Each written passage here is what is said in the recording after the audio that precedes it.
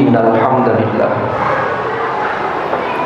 nahmaduhu wa nasta'inuhu wa nastaghfiruhu wa nastahdihi wa na'udzu bihi min shururi anfusina wa min sayyiati a'malina may yahdihillahu fala mudilla lahu wa may yudlil fala hadiya lahu.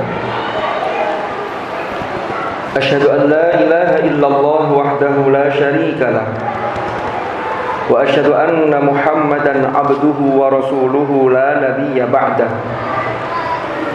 Allahumma salli wa sallim wa barik ala habibina wa syafi'ina wa qurrati a'yunina sayyidina wa maulana Muhammad wa ala alihi wa sahbihi wa sallim tasliman katsira. Amma ba'du fa ya ayyuhal muslimun ittaqullah. Usikum wa nafsi awwalan bi taqwallahi wa ta'atihi faqad fazal muttaqun. Qala Allah ta'ala fil Qur'anil Karim, a'udzu billahi minasy syaithanir rajim. Fattaqullaha mastata'tum wasma'u wa athi'u wa anfiqu khairan li anfusikum wa man yuqa shuhha nafsihi fa ulaika humul muflihun. Shadaqallahul azim. Ma'asyiral hadirin jamaah Jumu'ah rahimakumullah. Melalui mimbar ini saya mengingatkan pada diri saya dan mengajak kepada para jamaah Jum'ah semuanya untuk kita selalu berusaha meningkatkan iman dan takwa kita kepada Allah dengan serius. Karena dengan bekal takwa inilah kita akan memperoleh keselamatan dan kebahagiaan yang hakiki di dunia dan di akhirat. Ma'asyiral hadirin rahimakumullah. Di bulan Maulid ini, di mana di bulan Rabiul Awal dilahirkan baginda Rasulullah Muhammad sallallahu alaihi wasallam, seharusnya menjadi satu momentum bagi kita untuk melakukan introspeksi diri kita masing-masing. Dari Maulid tahun yang lalu hingga Maulid tahun ini, adakah peningkatan kualitas dalam pendekatan diri kita kepada Allah Subhanahu wa ta'ala? Sudah seberapa jauhkah kita berusaha meneladani apa yang disunnahkan oleh baginda Rasulullah Muhammad sallallahu alaihi wasallam? Pertanyaan-pertanyaan ini harus selalu kita tekankan dalam diri kita masing-masing sebagai wujud introspeksi diri kita dan wujud ekspresi cinta kita kepada hadratur Rasul sallallahu alaihi wasallam. Ma'asyiral hadirin rahimakumullah. Ada dua hal yang bisa memberikan syafaat kepada kita kelak di hari kiamat dan di hari akhir serta prosesi di akhirat. Yang pertama yaitu Al-Qur'anul Karim. Sebagaimana sabda Rasulullah sallallahu alaihi wasallam, "Iqra'ul Qur'ana fa innahu ya'ti yaumal qiyamati syafi'an li ashabi." Bacalah Al-Qur'an, maka sesungguhnya Al-Qur'an akan datang kepadamu, akan datang pada hari kiamat kepada ashabnya, yaitu orang-orang yang akrab dengan Al-Qur'an. Di dalam hadis ini yang menarik adalah perintahnya menggunakan iqra'u, tapi ternyata penutupnya tidak menggunakan liqurra'il Qur'an, tetapi menggunakan li ashabi.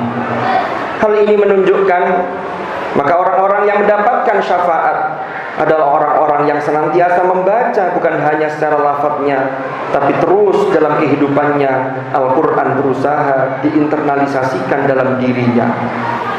Karena itu ma'asyiral hadirin, maka semakin hari kita harus semakin intens berinteraksi dengan Al-Quran, dan itu dimulai dari membacanya dengan baik dan benar, lalu diikuti oleh fase-fase berikutnya terkait kedekatan kita terhadap Al-Quran. Dengan demikian mudah-mudahan kita betul-betul diakui menjadi sahabat-sahabatnya Al-Quran yang kelak mendapatkan syafaat di hari kiamat kelak. Lalu yang kedua yang bisa memberikan syafaat adalah hadratur Rasul Muhammad sallallahu alaihi wasallam. Al-Qadhi Iyad di dalam kitab beliau yaitu Asy-Syifa fi Huquqil Mustafa, beliau menjelaskan ada 5 hal syafaat Rasulullah sallallahu alaihi wasallam. Syafaat yang pertama adalah syafaat yang menenangkan situasi dan mempercepat proses hisab karena lamanya berdiri di padang mahsyar. Semua umat manusia mulai dari awal sampai nanti di hari akhir semuanya berkumpul di padang mahsyar, dan di situ situasinya sangat panas dan luar biasa lelah, sehingga syafaat Rasulullah ini menenangkan situasi dan mempercepat proses hisab. Inilah yang disebut oleh yang disebut dengan asy-syafa'at al-uzma, yaitu syafaat yang terbesar dari baginda Rasulullah sallallahu alaihi wasallam.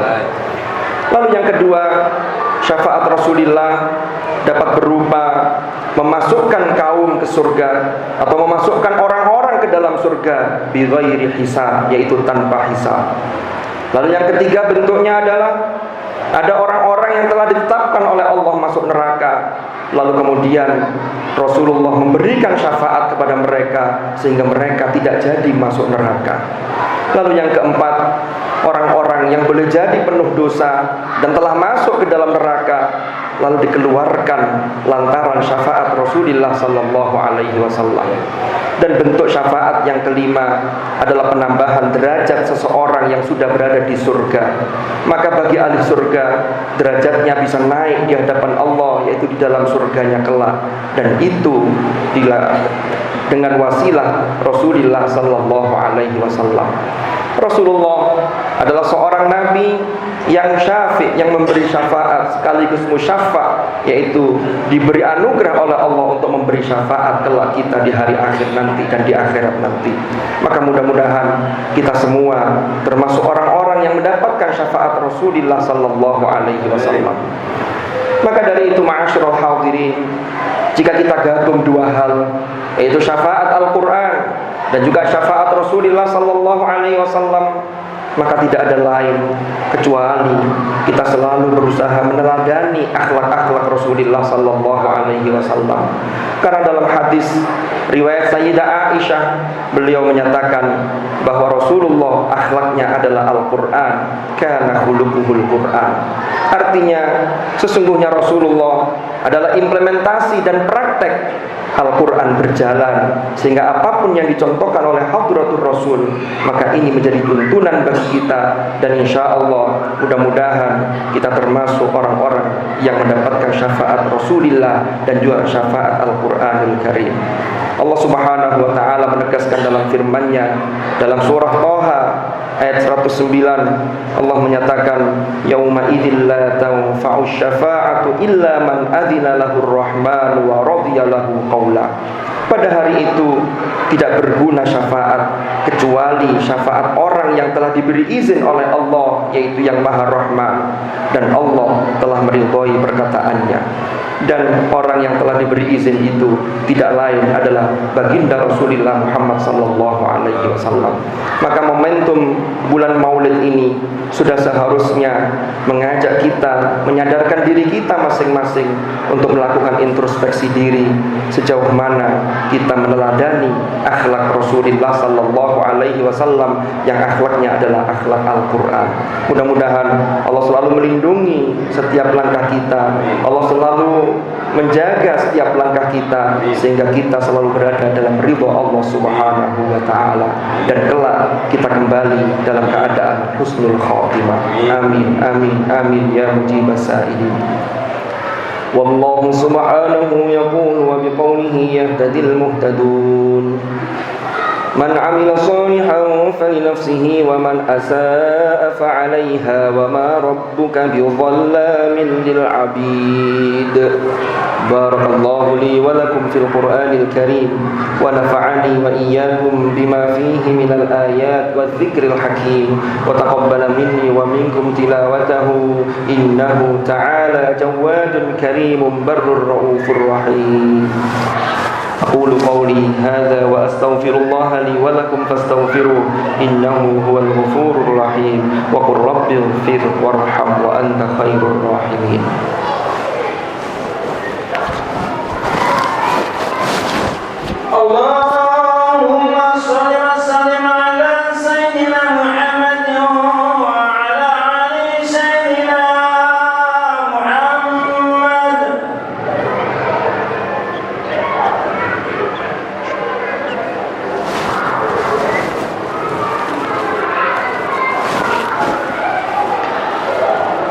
الحمد لله رب العالمين الذي أرسل رسوله بالهدى ودين الحق ليظهره على الدين كله وكفى بالله شهيدا أشهد أن لا إله إلا الله وحده لا شريك له وأشهد أن محمدا عبده ورسوله لا نبي بعده اللهم صل وسلم وبارك على حبيبنا وشفيعنا وقرة أعيننا سيدنا ومولانا محمد وعلى آله الأطهار وأصحابه الأخيار ومن على منهجهم سار أعوذ بالله من الشيطان الرجيم بسم الله الرحمن الرحيم والعصر إن الإنسان لفي خسر إلا الذين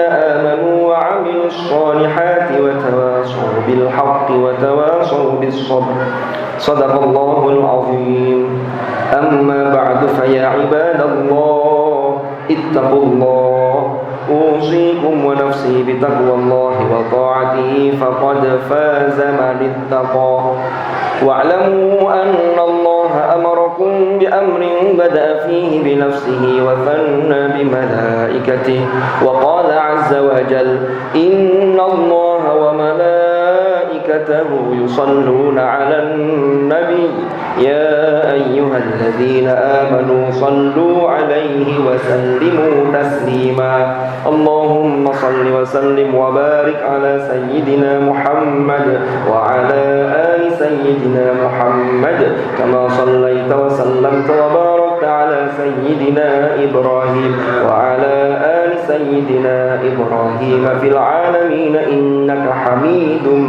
مجيد وارض اللهم عن الخلفاء الراشدين ساداتنا أبي بكر وعمر وعثمان وعلي وعن بقية أصحاب رسول الله أجمعين وعن التابعين وتابعيهم بإحسان إلى يوم الدين وارض عنا معهم برحمتك يا أرحم الراحمين اللهم اغفر للمؤمنين والمؤمنات والمسلمين والمسلمات الأحياء منهم والأموات إنك سميع قريب مجيب الدعوات اللهم أصلح لنا ديننا الذي هو عصمة أمرنا وأصلح لنا دنيانا التي فيها معاشنا وأصلح لنا آخرتنا التي إليها معادنا واجعل الحياة زيادة لنا في كل خير واجعل الموت راحة لنا من كل شر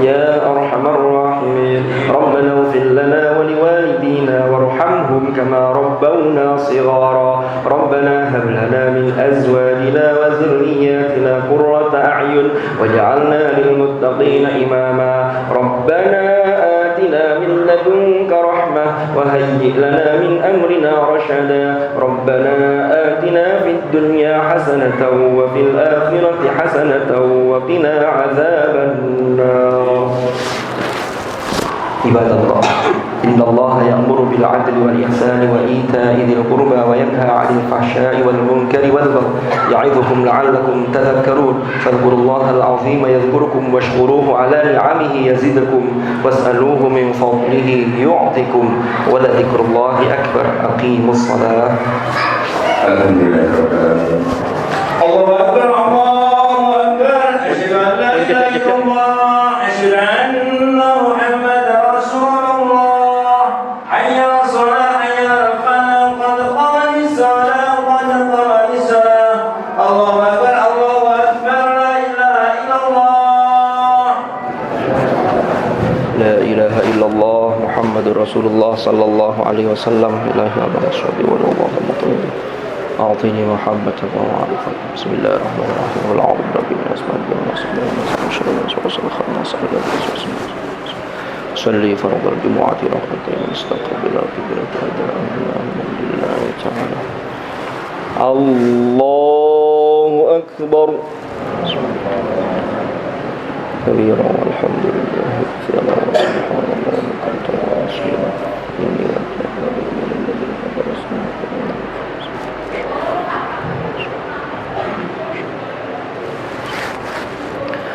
Bismillahirrahmanirrahim. Alhamdulillahi rabbil alamin. Ar-Rahmanir-Rahim. Maliki yaumiddin. Iyyaka na'budu wa iyyaka nasta'in. Ihdinas siratal mustaqim. Siratal ladzina an'amta 'alaihim ghairil maghdubi 'alaihim waladdallin.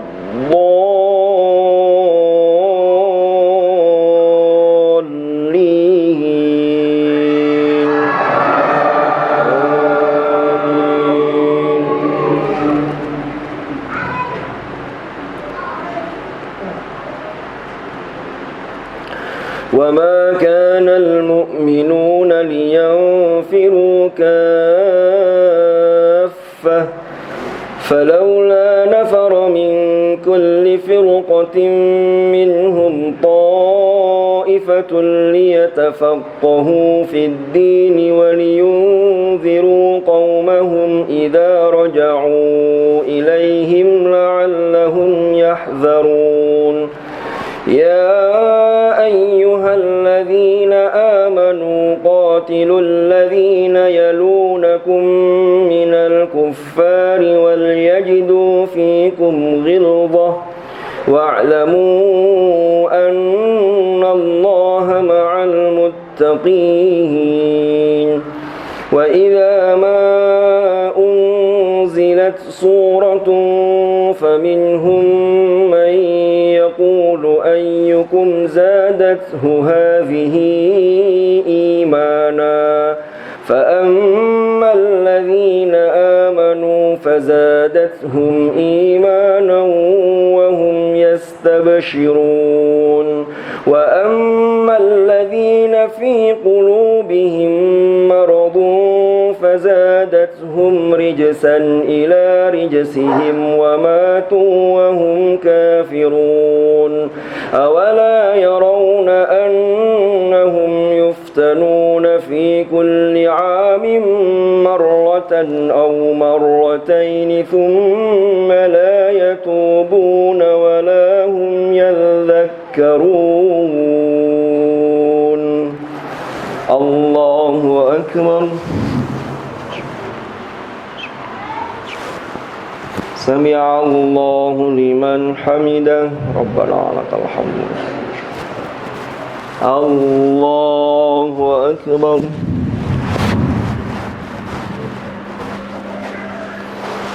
الله أكبر. الله أكبر.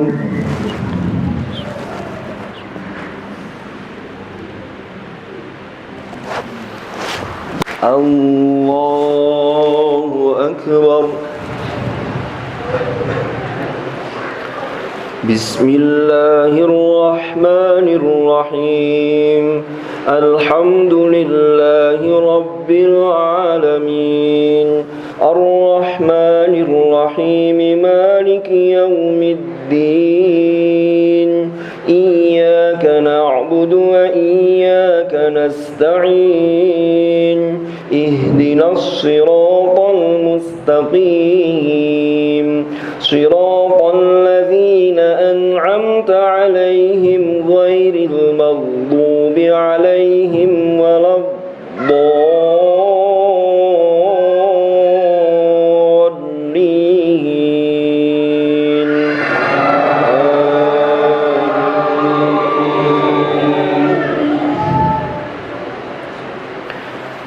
وإذا ما أنزلت سورة نظر بعضهم إلى بعض هل يراكم من أحد ثم انصرفوا. صرف الله قلوبهم بأنهم قوم لا يفقهون. لقد جاءكم رسول من أنفسكم عزيز عليه ما عنتم عنتم حريص عليكم بالمؤمنين رؤوف رحيم فإن تولوا فقل حسبي الله لا إله إلا هو عليه توكلت وهو رب العرش العظيم الله أكبر سمع الله لمن حمده ربنا ولك الحمد الله أكبر الله أكبر رب اغفر لي وارحمني واجبرني وارفعني الله أكبر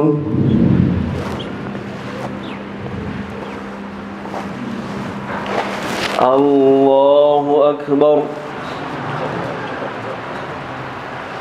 السلام عليك أيها النبي ورحمة الله وبركاته أشهد أن لا إله إلا الله اللهم صل على سيدنا